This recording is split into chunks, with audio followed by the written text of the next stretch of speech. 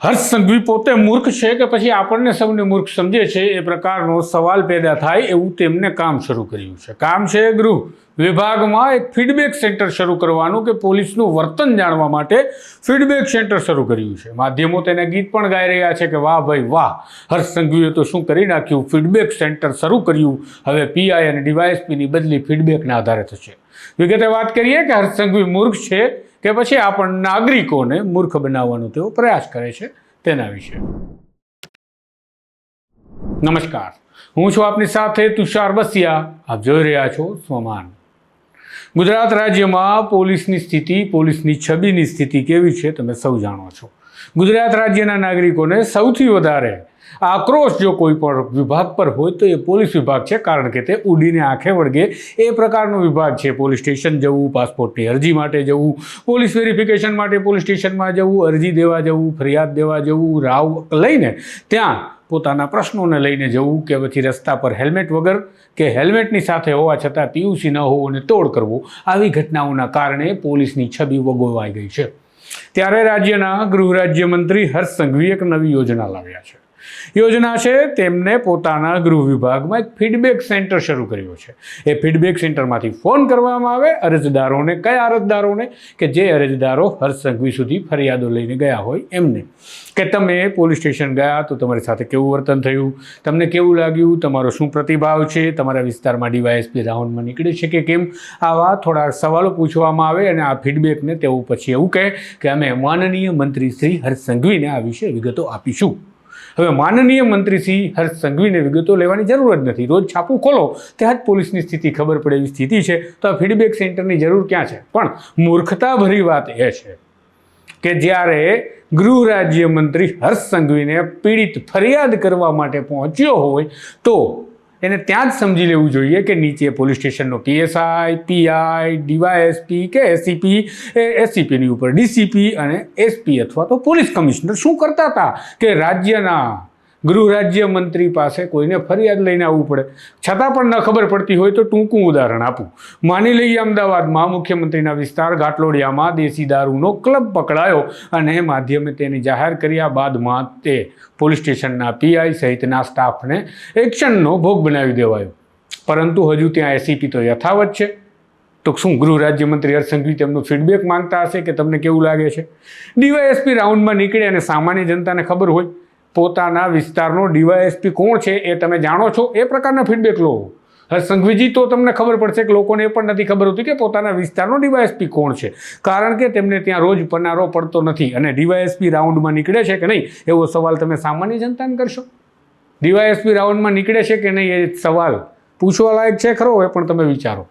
સાથે જ મહત્વની વાત એ પણ કરીએ કે ગૃહ વિભાગ માની લઈએ કે નાગરિકોના ફીડબેક લઈ અને કંઈ ઉત્કૃષ્ટ કામગીરી કરવા જઈ રહ્યું છે અને હર્ષ સંઘવી કંઈક કરી નાખવાના છે પોલીસ વિભાગમાં સુધારો લાવવા માટે, તો આ જે ફીડબેક મળે છે પત્રકારોની સામે મૂકો કે કયા પોલીસ સ્ટેશનના પીઆઈ, પીએસઆઈ, ડીવાયએસપી કે કોઈ એસપી વિરુદ્ધમાં કે પોલીસ કમિશનર વિરુદ્ધમાં અરજીના આધારે કે તેમના ફીડબેક ખરાબ મળ્યાના આધારે અમે આટલી મોટી કામગીરી કરી.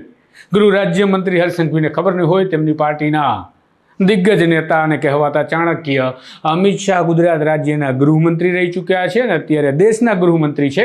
એ પણ આ પોલીસને નથી સુધારી શક્યા, જે પોલીસને તમે ફીડબેક સેન્ટરના નામે લોકોને ફોન કરી અને સુધારવાના દાવા કરી રહ્યા છો. પરંતુ સુધરે કેવી રીતે?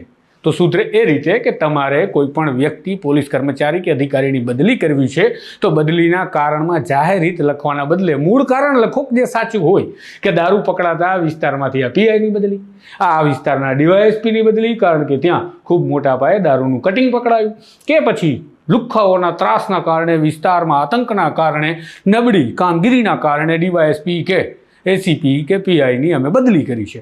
આટલું લખશો તો પણ કદાચ આ પોલીસ સુધરી જશે, કારણ કે આખરે એ જાહેર થશે તો અમે માધ્યમો તેમની આબરૂ, તેમની પ્રતિષ્ઠા, તેમની કામગીરીની સમીક્ષા ખૂબ સારી રીતે કરી શકશું. પણ તમારે જાહેર હિતમાં બદલીનું કારણ લખવું છે. આ મૂર્ખતા ભરી કોઈ પ્રક્રિયા નથી કે શું? વળી માધ્યમો ત્યાં જઈને કૂદીને બતાવે છે કે ગૃહ રાજ્યમંત્રી હર્ષ સંઘવીએ ફીડબેક સેન્ટર શરૂ કર્યું. આ માત્ર ફીડબેક સેન્ટર નથી, લોકોને રાજી કરવાનો, લોકોને ખુશ રાખવાનો અને લોકોને લાગે કે નહીં અમને તો હર્ષ સંઘવીની કચેરીમાંથી ફોન આવ્યો એટલું બસ થાય. બાકી આનાથી પોલીસ બેડામાં સુધારો ન થાય કે નાગરિકોની સુખાકારીમાં કોઈ ફેરફાર ન થાય.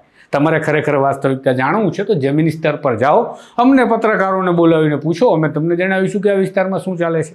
ખેર, એટલો બધો સમય તમારી પાસે હોતો નહીં હોય, માટે આ તમે એક જે ફીડબેક સેન્ટર શરૂ કરી દીધું છે અને તમે ફીડબેક લઈ રહ્યા છો. હું આશા રાખું કે તમે જનતાની સમક્ષ એ ફીડબેકને મૂકશો અને સાથે એ મૂર્ખતાભરી વાતને પણ મૂકશો કે જે નીચેથી પીડિત હતો ઉપર રાજ્યના ગૃહ રાજ્યમંત્રીને ફરિયાદ કરવા આવ્યો. અમે હવે તેને પૂછી રહ્યા છીએ કે તમારો ફીડબેક કેવો છે પોલીસ માટેનો. એનો ફીડબેક સારો હોય તો એ ગાંધીનગર ગૃહ રાજ્યમંત્રી હર્ષ સંઘવીને ફરિયાદ અરજી ખાવા માટે, ધક્કા ખાવા માટે શું આવતો હોય? આ મૂર્ખતા નથી તો શું છે?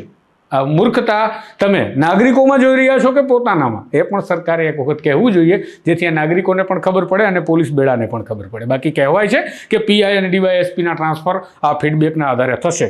આવા ફીડબેકના આધારે જેના ટ્રાન્સફર થાય એમના નામ ગુજરાત રાજ્યના ગૃહ રાજ્યમંત્રી હર્ષ સંઘવીએ જાહેર કરવા જોઈએ કે કોને કોને અમે ફીડબેક સેન્ટરમાં ખરાબ ફીડબેકના આધારે બદલી કરી નાખી, એક્શન લીધા, સસ્પેન્ડ કર્યા, ડિસમિસ કર્યા કે કોઈ કંપનીમાં મોકલી દીધા, જેનાથી અમને પણ ખબર પડે કે આ ફીડબેક સેન્ટર માત્ર ને માત્ર પ્રચારનું કોઈ સાધન નથી, પીઆરનું કોઈ માધ્યમ નથી કે લોકોને રીઝવી અને પોતાની પીડા ભૂલાવી દઈ અને બીજા નાગરિકોને ખુશ રાખવાનો આ પ્રયત્ન નથી. આ પ્રકારના અહેવાલ, વિગતવાર સમાચાર, વિશ્લેષણ સાથેના સમાચાર જો તમને પસંદ છે તો આ સ્વમાન સાથે જોડાયેલા રહેજો. નમસ્કાર.